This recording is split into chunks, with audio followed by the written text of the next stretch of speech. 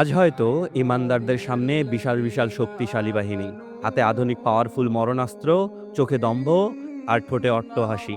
এমনকি যাদের নিজের ভেবেছিল তারাও আজ শত্রুর কাতারে দাঁড়িয়ে।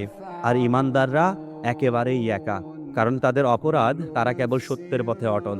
দুনিয়ার চোখে তারা হয়তো পরাজিত হতে চলেছে, জালিমরাও ভাবছে তারা ইমানদারদের চিরতরে থামিয়ে দিয়েছে। তারা হাসছে এই ভেবে এদের গল্প এখানেই শেষ। কিন্তু আপনি কি জানেন, ইসলামের ইতিহাসে এই বাহ্যিক পরাজয়ই হলো সবচেয়ে বড় বিজয়। যখন একজন মুমিন আল্লাহর সন্তুষ্টির জন্য মাথা নত না করে হাসি মুখে মৃত্যুকে আলিঙ্গন করে, তখন তার আসল জীবন শুরু হয়। আমরা যাদের হারিয়ে যাওয়া ভাবি, তারা আসলে হারায় না, তারা এমন এক জগতের মেহমান যা আমাদের কল্পনারও বাইরে। মহান আল্লাহ তাআলা সূরা আল বাকারা 154 নম্বর আয়াতে বলেন, আর যারা আল্লাহর পথে নিহত হয় তাদেরকে মৃত বলো না, বরং তারা জীবিত, কিন্তু তোমরা তা অনুভব করো না। তাই মনে রাখবেন, অন্যায়ের সামনে মাথা নত না করে বীরের মতো শহীদ হওয়া কোনো সাধারণ মৃত্যু নয়, এটি এক পরম সৌভাগ্য।